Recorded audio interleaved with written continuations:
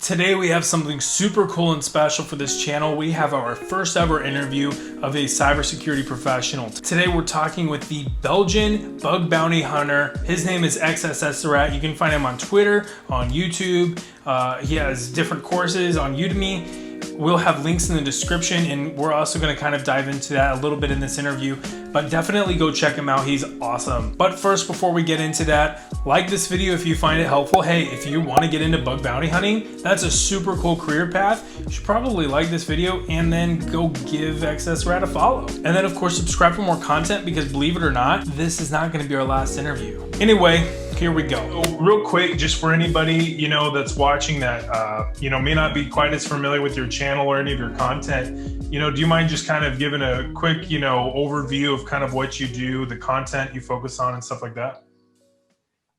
Yeah, for sure. So my name is TheXSSRat. I focus mostly on YouTube stuff. I do bug bounties there. I make guides for everybody so you guys can learn how bug bounties is, because for me, bug bounties, it's totally different from hacking. It's totally different from pen testing. And I want to make that clear. I saw a little bit of a gap in the market where I noticed that there was a lot of content regarding bug bounties, but it was more about finding targets and not so much about execution. And that's where I saw a little bit of a gap that I'm trying to fill in now. And I think it's going pretty well, because in a year's time, I gained almost 9,000 subscribers, which is amazing. And also I made a course over the course of that year. I started creating a course at the beginning, and now it's almost finished. So that's also available on my website, thexssrat.podia.com, if you guys are interested. So that's me, basically. I love XSS. You guys can probably tell that from my name, but I love any vulnerability, basically. I love logic vulnerabilities. I love broken access control, IDORs. As long as it's a vulnerability type, I love studying it. That's what it comes down to. That's awesome. And for anybody watching, I'll have a link down in the description, so you can absolutely go check that out as well. Dude, so I see you've been, in quality assurance and quality control, professionally. So how has that kind of helped with your journey through bug bounties and just kind of looking for these different exploits? I love that question, because for me, it all started when I entered when I graduated high school, and I had to pick if I wanted to go to university or if I want. In Belgium, we have this thing a little bit lower than university called a bachelor's degree, which is what I got. And I got it in networking, and that's basically where I learned about hacking, because we also had 1 hour per week dedicated to hacking. But it was very, very basic. So I got the basics down.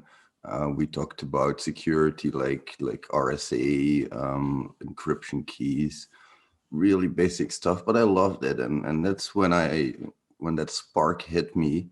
And I started with basically a programming career. Strangely enough, I studied networking, went straight into programming.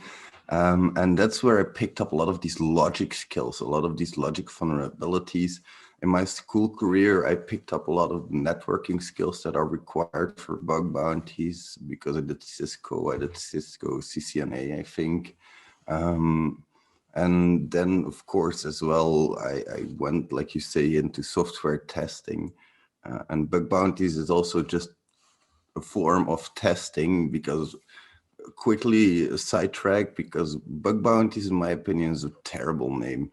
I hate that name. You're not hunting for bugs, you're testing your target for your methodology. You're testing if your target is safe. You're not hunting for bugs because you're never sure if there is one. So with that mindset, you're testing, and I'm also testing all day long. I'm learning test case design techniques. I'm learning ways to handle methodologies, ways that companies develop their software, which is also very, very interesting, because if you learn about the software development methodologies, you learn about things like Agile, which describe a 2-week release cycle, which is very interesting for us because that means every 2 weeks we get new features to test. Well, basically a 2-week sprint. I say release cycle, but your release doesn't have to be the same as your sprint. You basically develop in sprints of 2 weeks, and then after a while you release. But that also means for us as bug bounty hunters that we have to retest our target. And that's knowledge that I gained from learning about all of these development cycles. And also, it taught me a little bit about where most bugs are situated, because in testing, we have a fallacy called clustering of defects. And it basically describes that if you find a defect, there's likely to be more. That's one thing that I've learned that's helped me quite a lot. If I find an IDOR, I'll test for much, much more IDORs.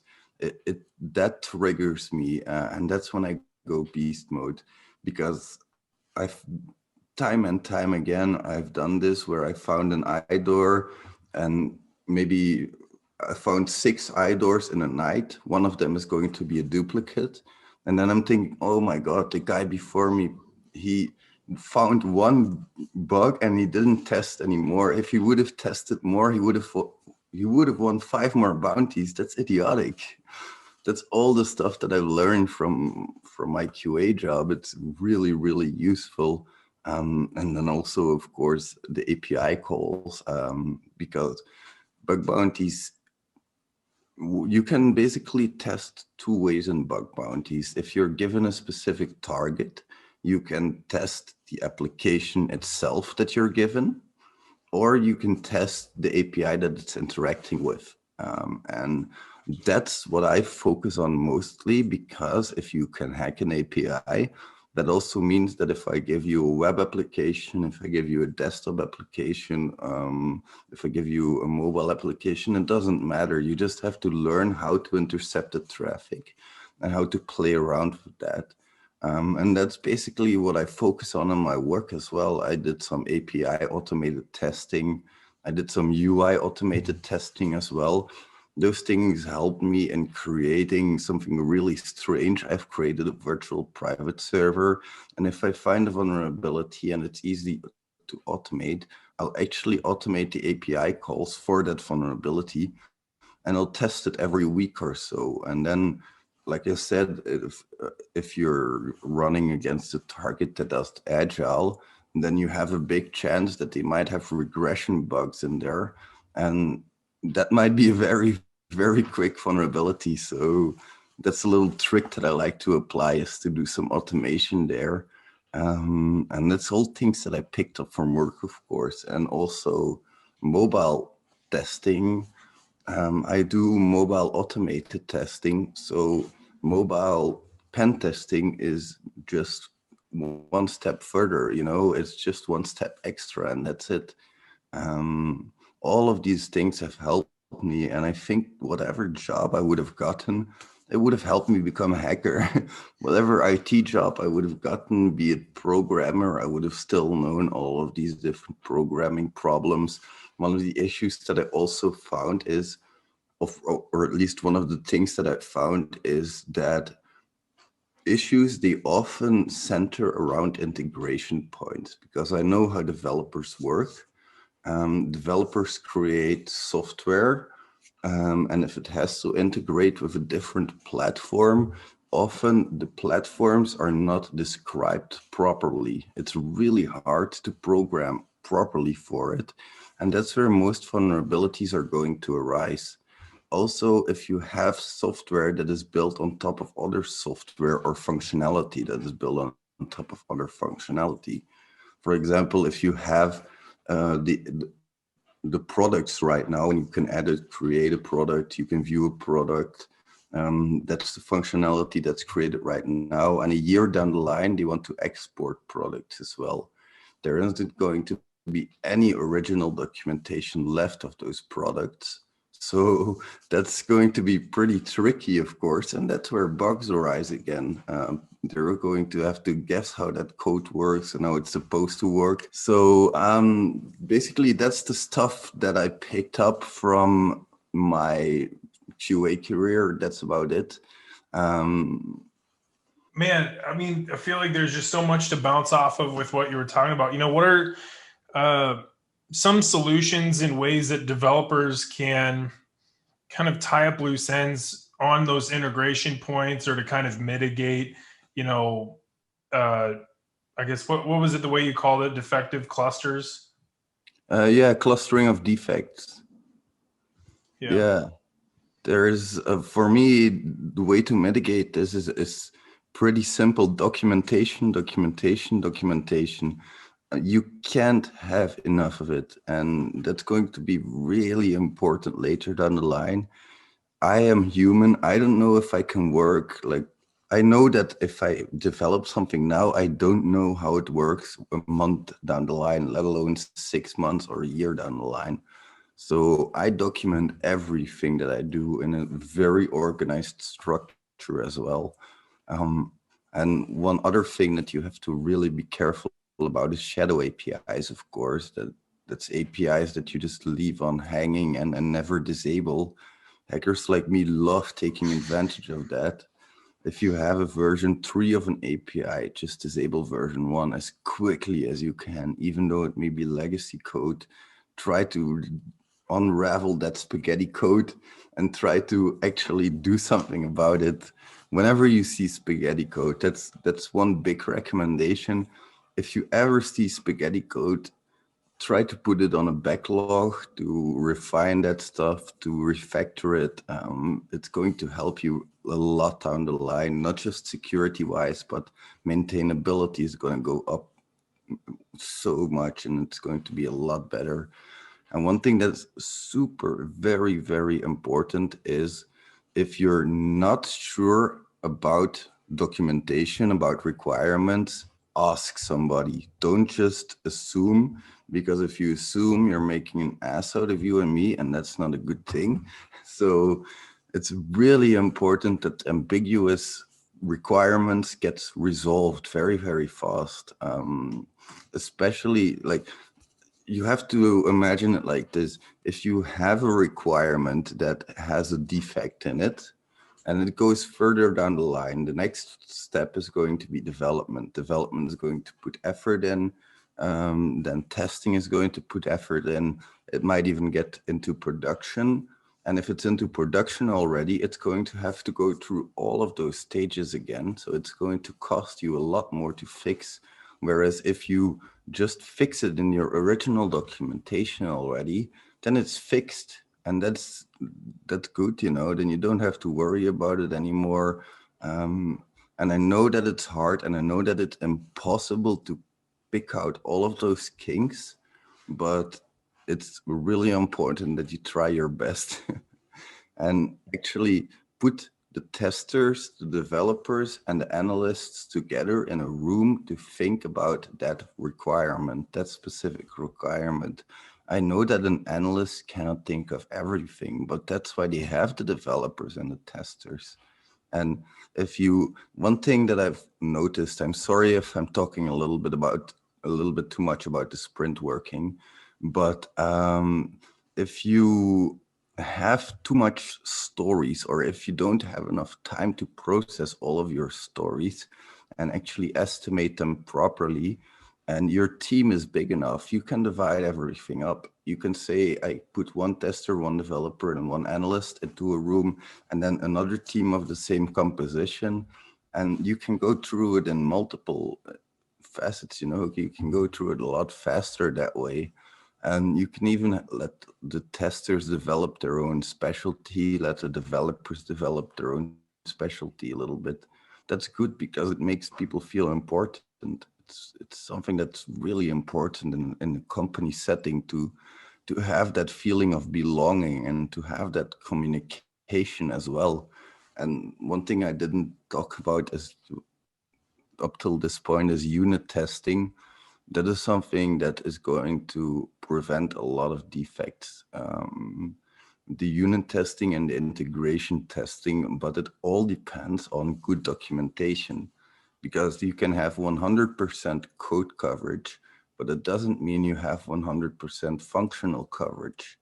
If you just don't program the functionality in, then you don't need to cover it, of course. It's as simple as that. And I've seen people with reports. I've seen companies that have very good code coverage, but if you look at what they are actually testing, it's very minimal because it's just not programmed properly. And I see that quite often, actually. Um, Besides that, you also have different levels of code coverage, which can help you prevent this stuff as well. You can go very, very deep, and you can go into atomic code coverage. You can go into statement coverage. You can go into conditional coverage. There's many different layers. So investigate which one is right for your team and your company and implement it properly. And then also attune with the developers and the testers who is going to test what at what level. It's all of this stuff sounds like a lot, but it's all preparation and it's going to save you a lot of trouble down the line. The testing triangle is very important to me. If a manual tester knows which unit tests are being made, he's not going to have to retest all of those different extremities again, and he's going to be able to focus, or she, of course, is going to be able to focus on just testing their scenarios properly. That's something that's going to prevent a lot of problems, in my opinion. But that's something not every company is the same, of course. So, Man, there's some wisdom in that. thank you. And I've mentioned in a couple of my videos, like, it's better to just, put the work in early than have to deal with the potential result on the back end. And of course, in this case, the potential result is a breach, and we've already this year. I mean, 2021 is crazy, but we had SolarWinds that kind of came out last year, but rolled into this year. We've got now Exchange, which is huge. And, it all comes down to just, taking care of business on that front end. Quick question on, just how you got into bug bounty hunting, if there was any particular program or a person that, kind of got you into it. Well, for me, it was basically my friends because my story is that I did a lot of testing. I wanted to get into hacking really bad, and I actually bought Certified Ethical Hacker Handbook from a Humble bundle that was available. I bought it. I asked the pen tester at our company if I should take that exam because I wanted to become a pen tester as well. And he told me, no, you should really go for OSCP. OSCP has a proven value. You have a 24-hour exam. There is no getting out of that. You have to really know your stuff. So I took that. That's where basically started my hacking career a little bit. But I met some friends along the way in a Slack group, and those friends, they kept encouraging me to actually try bug bounties. They were like, no, no, come on, you have to see every target as if you are the first person to test on it. Everybody has their own unique style of testing. So you just have to realize that you are a unique person who's going to have unique vulnerabilities that they find. So that kind of pushed me in. And it's also, of course, Stuck, the guy that he has amazing positive vibes around hacking. So he pulled me in kind of a little bit. He was sort of like my inspiration to become YouTuber as well. And then it all started. I wanted to become a pen tester. I needed that experience. I really did, because in Belgium, they don't hire pen testers that don't have experience. It's simple as that. So I was like, okay, I'll do bug bounties then. I was really hesitant at first, but my friends convinced me. And I started at HackerOne, which went pretty decently in the sense that I made a lot of mistakes, but mistakes are experienced in my eyes, so I didn't make them in vain. I learned a lot from them, and that's what matters. I reported stupid things like IDs should never be sequential, all of those best practices. But then eventually I found a cross-site scripting at one of those integration points that I was talking about. I entered a cross-site scripting attack vector in the web client, and I opened the desktop client. It was an HTML5 client, and it actually displayed my attack vector.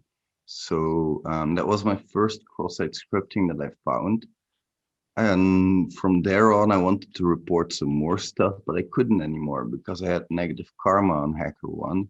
And my cross-site scripting was a duplicate. So that didn't bring my karma up any good.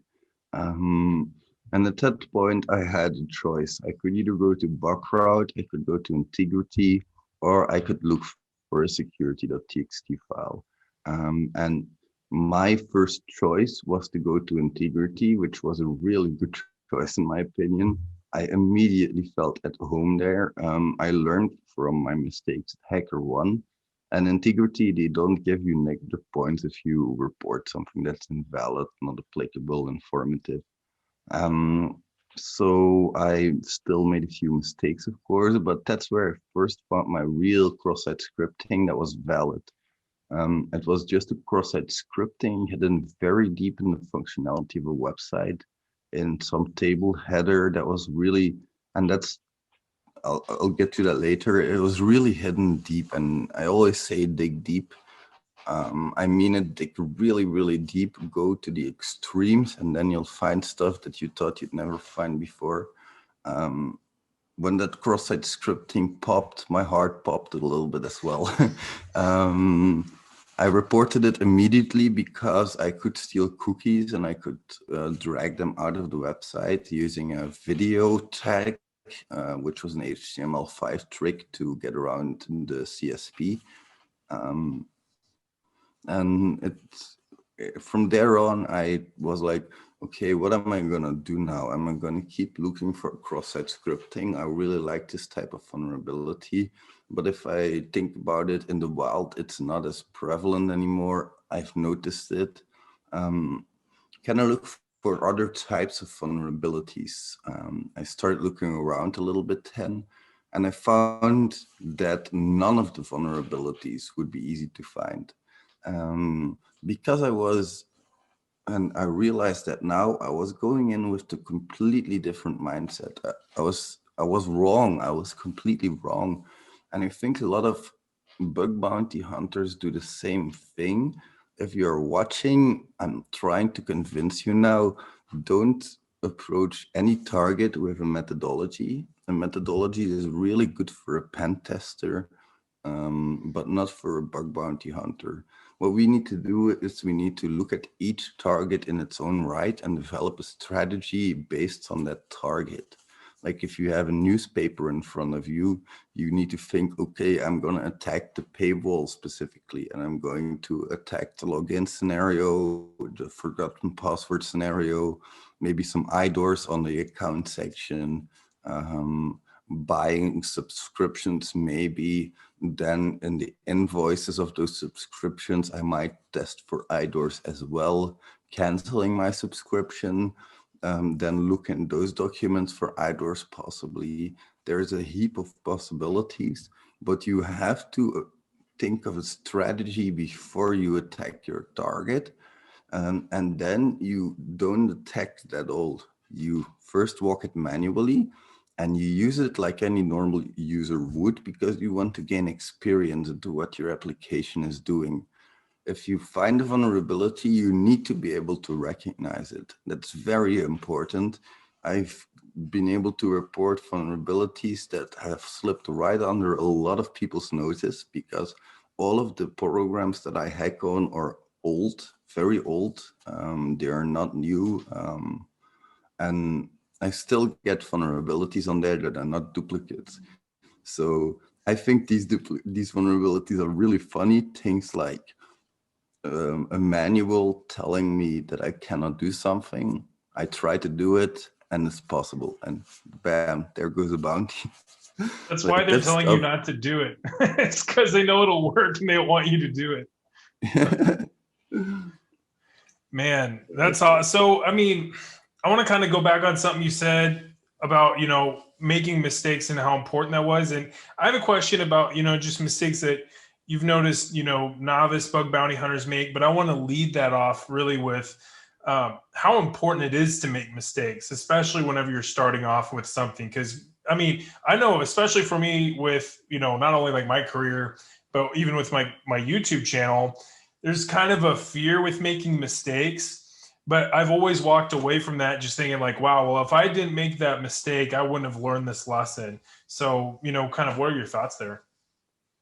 Yeah, exactly. The people who are successful are the people who have made a million mistakes. For every good decision that I've made 50 bad ones. And I've made bad decisions, I've made horrible decisions, and I've learned from them. Like recently, there's been some controversy because I also had an Android bug bounty course. In one of those files, in one of those PowerPoints that I created myself, I used a screenshot from a Medium article. That was wrong. I should have contacted the person. I know that. But in my opinion, should I contact everybody or not? I don't know. Like, should I contact all of my sources or should I just cite them? For me, citing is enough. Maybe for some people not. But anyway, okay, I was wrong. I admit that. And I made my mistake and I made it right again. I emailed the person from the Medium article because I sold 5 courses and I was willing to compensate him for these 5 courses. And then I made my Android course for free available. So if you guys want, the Android course is available for free on my website.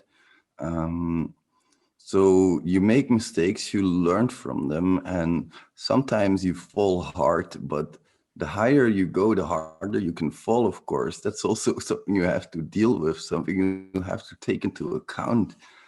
A lot of people, they don't consider that success also comes with a lot of responsibility, because here in Belgium, we say that high trees catch a lot of wind, and I think it's very, very true.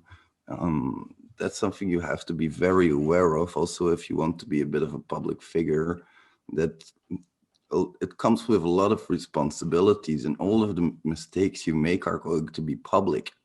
So that's when it gets even harder to admit that you are wrong. That's something very, very important. Admitting that you are wrong and opening up your mind.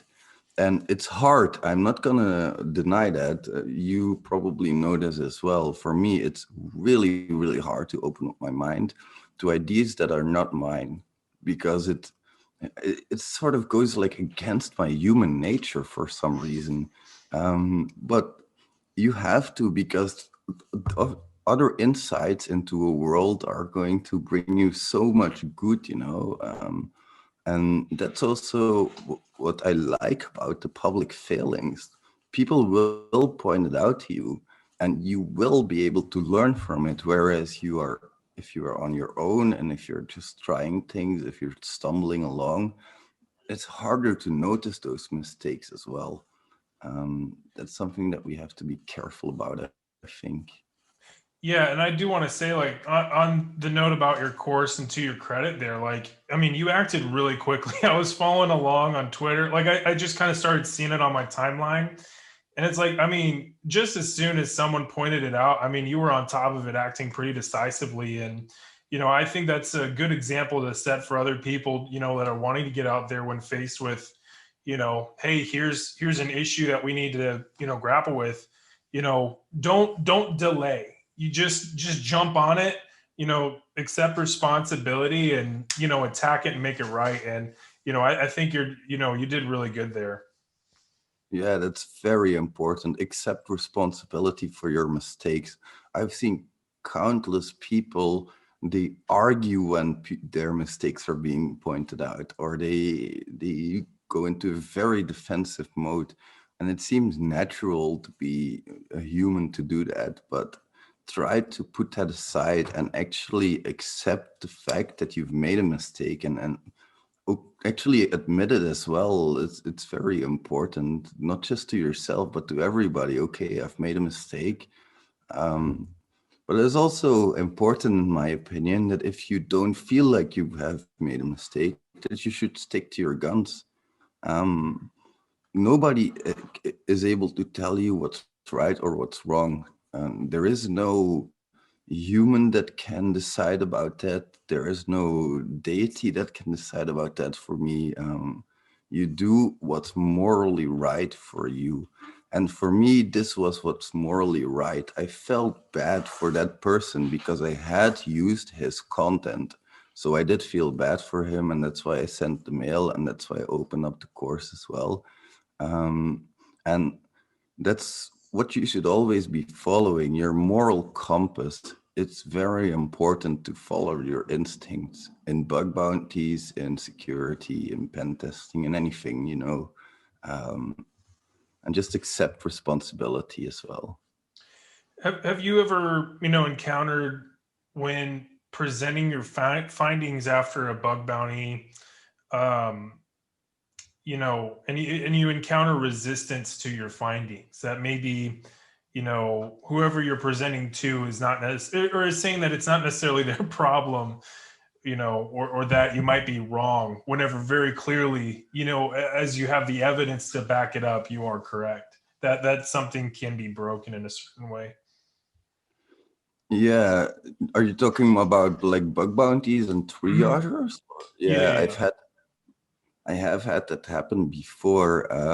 It's difficult. It's very difficult because it's sort of up to the point of a triager as well, in my opinion. And some triagers will allow some stuff that I think like, how the heck did this ever get to triage? And it's also very confusing because a lot of my students come to me and they say, yeah, but look at this, there is a activity report of it. Yeah, but it's so, first of all, company dependent, second of all, triage dependent. I've had a JWT token that I was able to forge on a website. And of course, I reported it. It got denied because they weren't able to find any impact from it, which was messed up because I had a video recording. The triager did things wrong constantly. He recorded his actions. It was very clear that he was doing things wrong.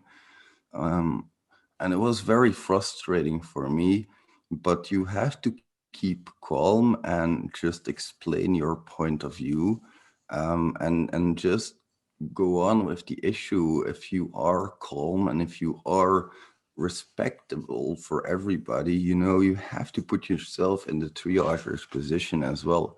They get maybe $2,000 to review every single day.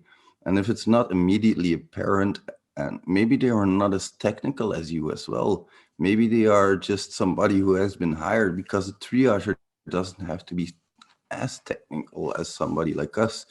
Like if we find a super complex vulnerability, it might be hard to explain as well.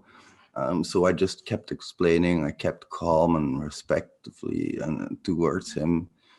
I had to open a new vulnerability. It was fixed by the time I had to open that new bug. There was no more testing. I could no longer report it.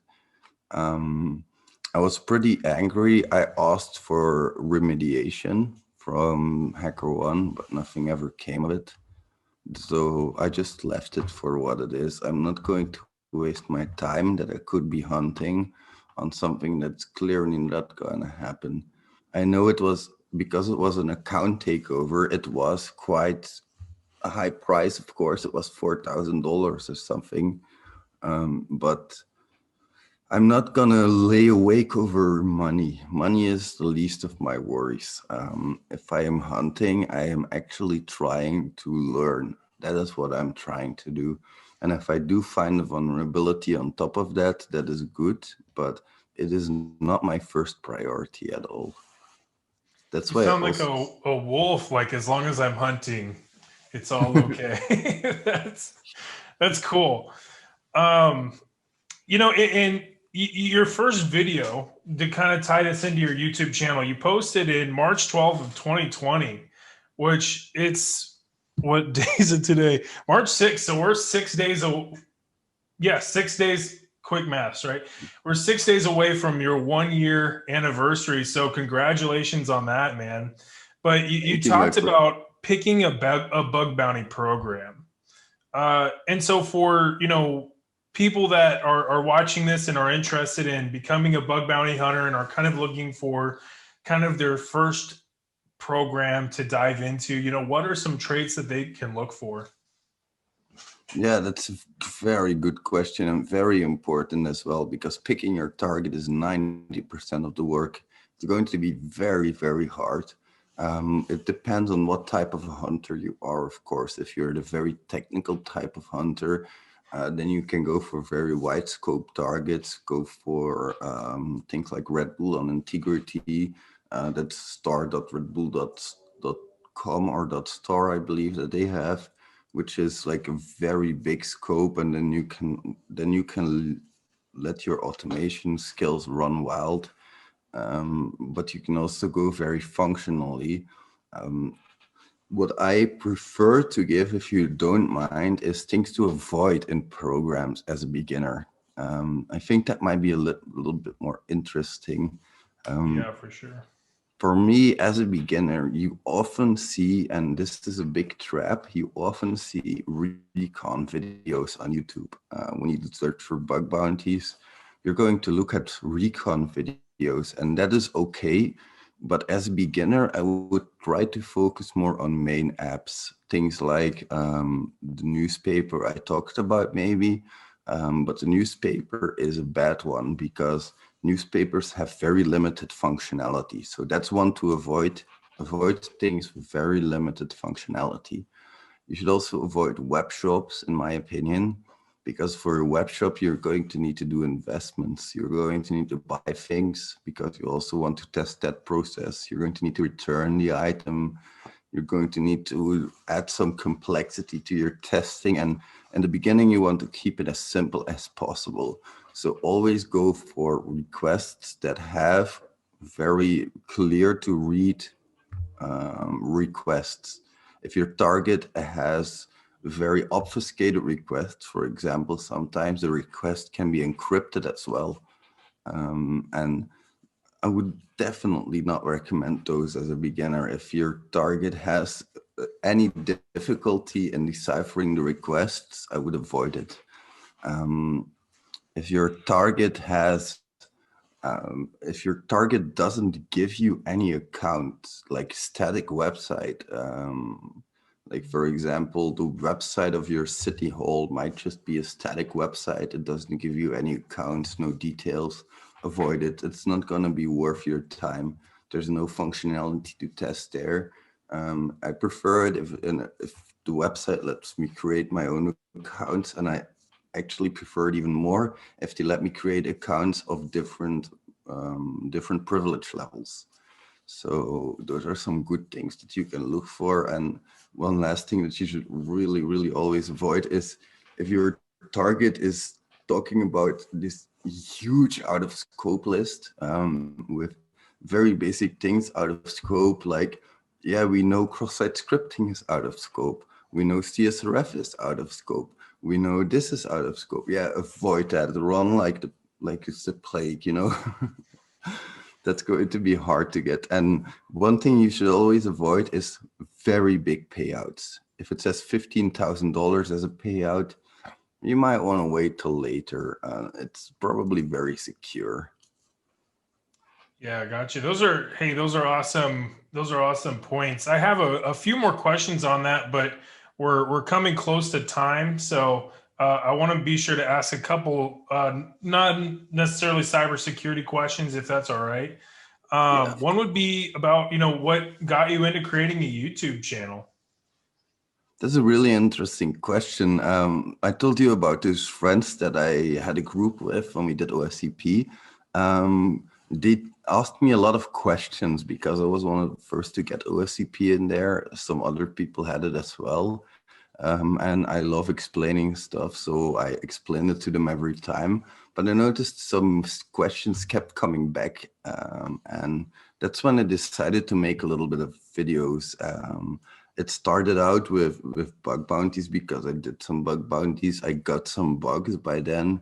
and they started asking me, hey, well, how do you pick a platform, or like, what's cross-site scripting? How do I test for it actually? So that's when I started making those videos, and other people started watching, and it kind of exploded from there.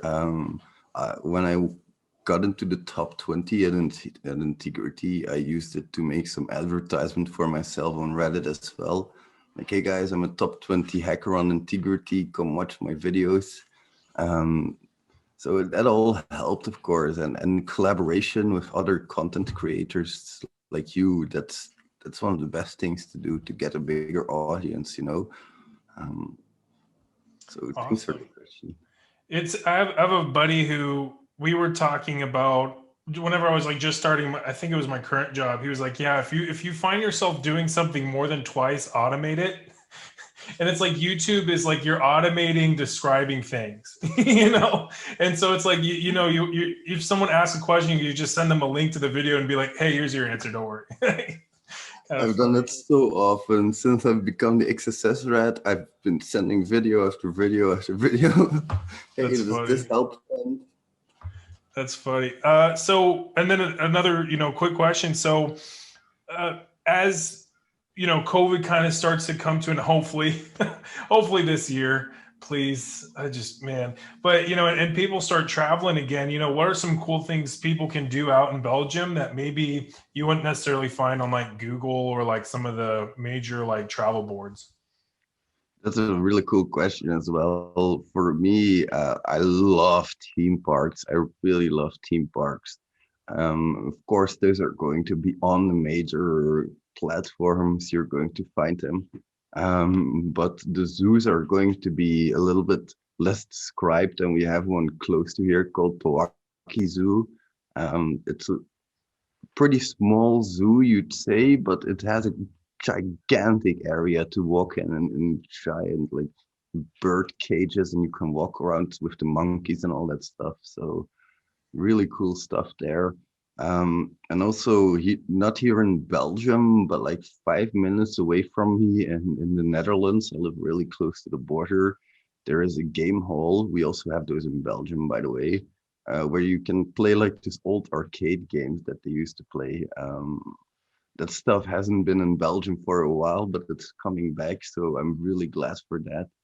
And there's also Center Parks, of course, which is like a park where you can rent a cottage, and it's connected to a subtropical swimming paradise, basically. So really Whoa. interesting stuff to do. My brother and my wife and I, we all studied abroad, but like in different places. I went to China. My brother went to Paris, and my wife went to Spain and then Greece. But so I haven't been to Europe, but I'd love to go. So my brother has only made I don't think he made it to Amsterdam, but he loved it. I mean, close-ish, and I'd love to go out and just kind of travel around too. So that's cool. I've taught performance testing in Amsterdam to, I think it was the Dutch government even. I taught a Wow. 5-day course there, an expert course in performance testing. How was that? That must have been pretty cool. Oh yeah, I loved it. My work paid for it, all expenses paid, the hotel paid. I could eat wherever I want. Even my wife could come along because she had a holiday back then, and they had to pay the room for 2 people anyway. So my wife could just come along, you know. Really cool trip. And the That's Dutch people, really cool people. They wanted to come in at 10 a.m. and they wanted to quit at 3 p.m. Can we please in America do that? That'd be so cool. And like I'm the one to complain, right? I work from home. Like what? That's like peak laziness on my part. But I don't know. That's so cool. That's awesome. Yeah, I love doing that. I love teaching. That's why I also started courses, of course. Cool. Well, dude, this has been an absolute blast, man. I mean, just a billion more questions, but maybe, another time we can, continue to go through this, man. Dude, thank you so much for your time. I really appreciate it. Thank you very much for having me. I really appreciate your time, and it was a pleasure meeting you. Hey, be sure to thank TheXSSRat by following him on YouTube and on Twitter. He's an awesome dude. I really appreciate his time on this channel, imparting his wisdom, and he's an excellent bug bounty hunter. Just to know, if you want to be the best, you got to learn from the best. And hey, this is one of the best, so definitely do check out his content, especially if you're wanting to get into bug bounties. You'll be in good shape. So with that, like, comment, subscribe. See ya.